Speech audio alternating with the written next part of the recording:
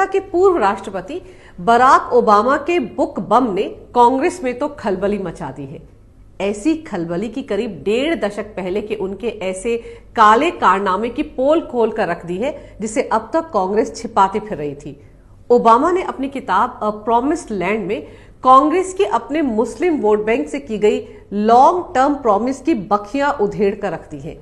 कैसे कांग्रेस ने अपने मुस्लिम वोट बैंक के लिए आतंकवाद के साथ समझौता किया, कैसे आतंकवाद को कभी भी इस्लामिक कट्टरवाद से जोड़कर पेश करने की कांग्रेस ने कोशिश ही नहीं की। मुंबई हमले के तमाम सबूतों को सिर्फ और सिर्फ अपने मुस्लिम वोट बैंक के चलते नकार दिया।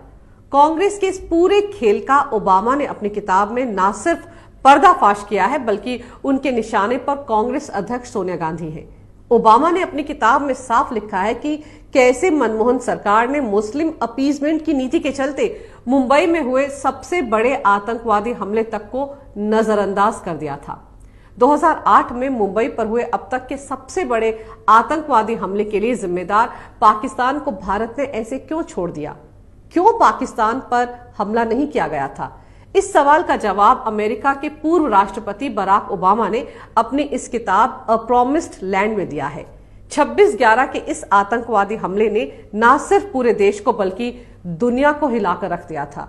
इस हमले को पाकिस्तान के आतंकवादी संगठन लश्कर-ए-तैयबा के 10 आतंकवादियों ने अंजाम दिया था, जो पाकिस्तान से समंदर के रास्ते मुंबई में दाखिल हुए थे। इस हमले में करीब 250 बेगुनाह लोग मारे गए थे, जबकि मुंबई पुलिस, एटीएस और एनएसजी के 11 जवान भी इस हमले में शहीद हुए थे। 12 साल पहले हुए इस हमले को पाकिस्तान ने बहुत ही सुनियोजित तरीके से अंजाम दिया था। हमले के दौरान इन आतंकवादियों को सैटेलाइट फोन पर पाकिस्तान में बैठे उनके आका लगातार गाइड भी कर रहे थे। हमले के तुरंत बाद भारतीय खुफिया एजेंसियों को इस बात के पुख्ता सबूत मिल गए थे कि इस हमले के पीछे पाकिस्तान की फौज और वहां की खुफिया एजेंसी आईएसआई का भी हाथ था। इस पुख्ता जानकारी के पीछे हमले में जिंदा पकड़े गए एकमात्र आतंकवादी अजमल कसाब की तरफ से दिया गया इकबालिया बयान, कराची के कंट्रोल रूम में बैठे लश्कर-ए-तैयबा के आदमी और मुंबई हमलावरों के बीच पकड़ी गई कई घंटों की बातचीत थी। इतने सारे सबूत मिलने के बाद जहां पूरा देश पाकिस्तान से बदला लेने की आग में जल रहा था, वहीं उस वक्त की मनमोहन सरकार ने पाकिस्तान के खिलाफ किसी भी तरह की सैन्य कार्रवाई से साफ इनकार कर दिया था। तब हर तरफ मनमोहन सरकार के इस लचीले रवैये पर कई सवाल उठे थे।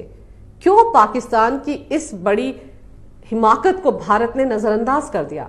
अब करीब 12 साल गुजर जाने के बाद अमेरिका के राष्ट्रपति बराक ओबामा ने अपनी किताब में इस सवाल का जो जवाब दिया है वो वाकई बेहद चौंकाने वाला है।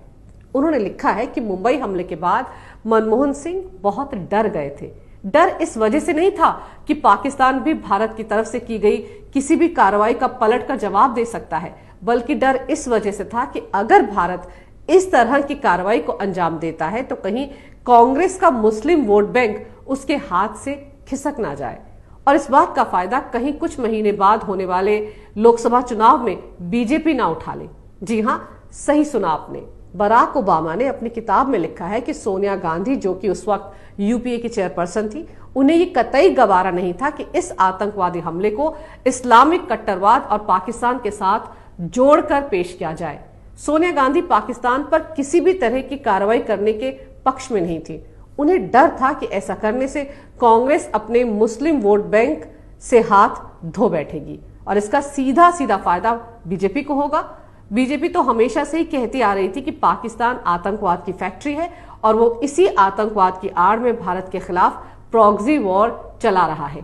ऐसे में पाकिस्तान पर हमले की सूरत में बीजेपी अपनी इसी बात को और जोरदार तरीके से उठाती तो कांग्रेस को लोकसभा चुनाव में भारी नुकसान उठाना पड़ता, क्योंकि 2009 में लोकसभा के चुनाव सिर पर थे। ऐसे में कांग्रेस, जो 2009 का चुनाव भगवा आतंकवाद के मुद्दे पर लड़ने का मन बना चुकी थी, वो पाकिस्तान पर हमला करके आ बैल मुझे मार नहीं करना चाहती थी और इसीलिए अपने मुस्लिम वोट बैंक को एकजुट रखने के चलते उस वक्त की मनमोहन सरकार ने अपने फायदे के लिए न सिर्फ देश के मान सम्मान को ताक पर रख दिया, बल्कि देश की सुरक्षा के साथ भी एक समझौता कर लिया। सिर्फ और सिर्फ मुसलमानों को खुश करने के लिए, उनके वोट हासिल करने के लिए इतने बड़े आतंकवादी हमले पर मनमोहन सिंह खामोश रहे। और इसीलिए बराक ओबामा ने अपनी किताब में मनमोहन सिंह को एक डरा हुआ प्रधानमंत्री बताया है। ये तो वो तथ्य हैं जिनका खुलासा बराक ओबामा ने अपनी किताब में किया है। लेकिन कांग्रेस ने ऐसा क्यों किया? क्यों कांग्रेस को इस हमले में पाकिस्तान का कनेक्शन नजर ही नहीं आया? क्यों कांग्रेस ने इतने बड़े गुनाह के लिए भी पाकिस्तान को बख्श दिया? क्यों कांग्रेस पर पाकिस्तान के प्रति नरम रवैया रखने का आरोप लगता है? इस खेल को पूरा समझने के लिए आपको 2006 और 2007 में हुए कुछ आतंकवादी हमलों को जहन में रखना होगा। गौरतलब है कि यूपीए 1 सरकार के गृह मंत्री पी चिदम्बरम ने 2006 में महाराष्ट्र के मालेगांव में बम धमाके, हरियाणा में समझौता एक्सप्रेस में धमाका, हैदराबाद में मक्का मस्जिद में धमाका और 2007 में अजमेर शरीफ दरगाह पर हुए बम धमाकों के बाद भगवा आतंकवाद का जुमला उछाला था। मालेगांव धमाके के बाद तो मनमोहन सरकार ने कथित हिंदू आतंकवाद के नाम पर साध्वी प्रज्ञा, कर्नल पुरोहित, स्वामी असीमानंद को महाराष्ट्र एटीएस ने गिरफ्तार भी किया था। किस तरह से उन सबको प्रताड़ित किया गया था ताकि वो ये बात कबूल कर लें कि वो ऐसे हिंदू संगठन से जुड़े हैं जो आतंकवादी हमलों को अंजाम देता है। आज इस साजिश का पूरी तरह से पर्दाफाश हो चुका है। खुद साध्वी प्रज्ञा, जो आज भोपाल से बीजेपी सांसद है, उन्होंने कितनी बार अपना दर्द बयां किया है। जरा सोचिए, इस भगवा आतंकवाद की थ्योरी को सच साबित करने के लिए कांग्रेस की यूपीए सरकार ने उस समय महाराष्ट्र पुलिस और महाराष्ट्र एटीएस, एनआईए समेत कई खुफिया एजेंसियों का किस तरह से बेजा इस्तेमाल किया था।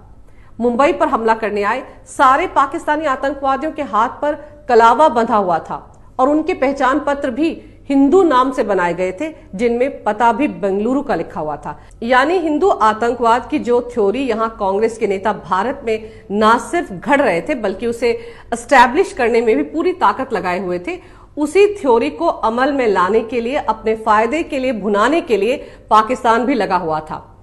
पाकिस्तान ने जिन 10 आतंकवादियों को भारत में भेजा था वो सारे के सारे हिंदू पहचान पत्र के साथ, हिंदू नामों के साथ भारत में दाखिल हुए थे। यानी अगर अजमल कसाब जिंदा ना पकड़ा जाता तो शायद पाकिस्तान दुनिया में ये साबित करने में कामयाब हो जाता कि मुंबई हमले को हिंदुस्तान के भगवा आतंकवादियों ने ही अंजाम दिया है। तो जो भगवा आतंकवाद की थ्योरी सबसे पहले चिदम्बरम ने उछाली थी वो सच साबित हो जाती। वो तो भला हो शहीद तुकाराम ओमले का, जिन्होंने अपनी जान की बाजी लगाकर कसाब को जिंदा पकड़ लिया था। ऐसे में मुंबई पर आतंकवादी हमले के बाद पाकिस्तान पर हमला करने से तो आतंकवाद के धर्म और मजहब पर खुद ब खुद मोहर लग जाती और यही कांग्रेस नहीं चाहती थी। इसके बाद यूपीए 2 में गृह मंत्री का प्रभार संभालने वाले वरिष्ठ कांग्रेसी नेता सुशील कुमार शिंदे ने भी 2013 में विवादित बयान देकर चिदम्बरम की भगवा आतंकवाद की थ्योरी को फिर चर्चा में ला दिया था। उन्होंने बीजेपी और आरएसएस पर भगवा आतंकवाद फैलाने के लिए आतंकवादी प्रशिक्षण शिविर चलाने का आरोप भी मढ़ दिया था। उन्होंने जयपुर में कांग्रेस के सम्मेलन में कहा था कि जांच के दौरान रिपोर्ट आई है कि बीजेपी और आरएसएस आतंकवाद फैलाने के लिए आतंकवादी प्रशिक्षण शिविर चलाते हैं। गौर करने वाली बात तो यह है कि शिंदे के इस बयान के करीब 1 महीने बाद राहुल गांधी ने यहां तक कहा था कि इस्लामिक आतंकवाद से ज्यादा बड़ी चुनौती हिंदू आतंकवाद है।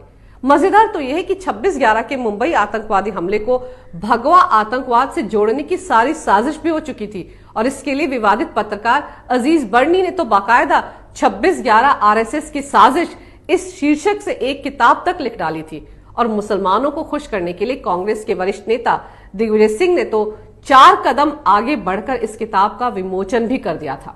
हैरानी की बात यह है कि कांग्रेस की सरकार के वक्त इस तरह की पुस्तकें लिखी गई और उनका विमोचन तक कांग्रेसी नेताओं ने किया, जबकि उस समय अमेरिका तक ये बता रहा था कि मुंबई हमले में शामिल आतंकवादी पाकिस्तान से आए हैं। बस कांग्रेस की केंद्र में काबिज मनमोहन सरकार को ये ना दिख रहा था ना समझ में आ रहा था। और अगर आज कांग्रेस की उस वक्त की हिंदू आतंकवाद की थ्योरी और अमेरिकी पूर्व राष्ट्रपति बराक ओबामा की किताब में लिखे गए तथ्यों को आप जोड़ेंगे तो समझ में आ जाएगा कि कांग्रेस को पाकिस्तान से इतना प्रेम क्यों है। क्यों कांग्रेस ने पुलवामा आतंकवादी हमले पर पाकिस्तान का बचाव करते हुए बीजेपी पर ही इस हमले को अंजाम देने का आरोप मढ़ दिया था।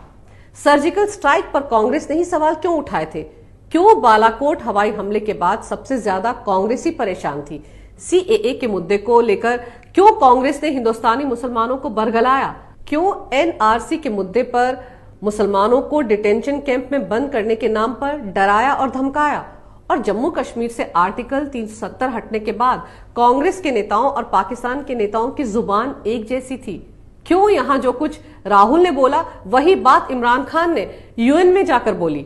आज भी क्यों कांग्रेस कश्मीर में आर्टिकल 370 बहाल करने के लिए बने विवादित गुपकर गैंग का हिस्सा है? पाकिस्तान के नेताओं और कांग्रेस के नेताओं की जुबान एक ही है, ये महज इत्तेफाक नहीं हो सकता। आज ओबामा की किताब ने कांग्रेस को पूरी तरह से आतंकवाद के साथ समझौता करने वाली पार्टी करार दे दिया है और ये तोहमत अब तो बाकायदा सबूतों के साथ लगाई गई है। यही नहीं, इस किताब में राहुल गांधी के आईक्यू लेवल और मनमोहन सिंह को प्रधानमंत्री बनाने के पीछे सोनिया गांधी की कूटनीतिक मंशा का भी खुलासा किया गया है। जाहिर है ओबामा ने पूरी कांग्रेस को एक ऐसा आईना दिखाया है कि वो चाहकर भी इन तथ्यों को नकार नहीं पाएगी। अब भले ही कांग्रेसी ओबामा पर एफआईआर दर्ज करने के लिए कोर्ट का दरवाजा खटखटा रहे हो, लेकिन सच सामने आ चुका है, क्योंकि सच को ना छिपाया जा सकता है ना परास्त किया जा सकता है। अगर आपको मेरा ये वीडियो अच्छा लगे तो कृपया इसे लाइक करें, शेयर करें और हमारे चैनल को सब्सक्राइब जरूर करें। देखते रहिए कैपिटल टीवी।